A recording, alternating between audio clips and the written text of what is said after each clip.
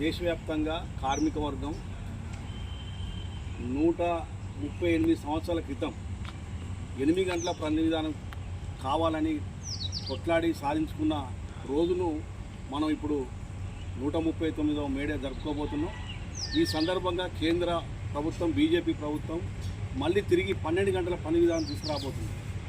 ఈ మేడేను దానికి వ్యతిరేకంగా మనం ఈ మేడేను జరుపుకోవాలి. అదేవిధంగా ఆ రోజుల్లో కార్మిక చట్టాలు అమలు కావాలని, ఆ విధంగా కార్మికులకు హక్కులు రావాలని కొట్లాడిన 44 కార్మిక చట్టాలను కూడా రద్దు చేసి 4 కోళ్లుగా ఈరోజు బీజేపీ గవర్నమెంట్ ముందు తీసుకురాబోతుంది. దీనికి వ్యతిరేకంగా కూడా ఈ మేడే జరుపుకోబోతున్నాం.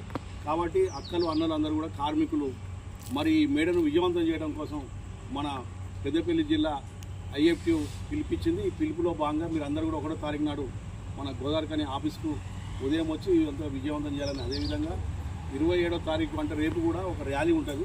ఆ టైమింగ్ కూడా మనం చెప్తాం, దాన్ని కూడా విజయవంతం చేయాలనేది ఈ సందర్భంగా చెప్తున్నాం. ఇక అన్నిటికంటే ముఖ్యమైన విషయం ఏంటంటే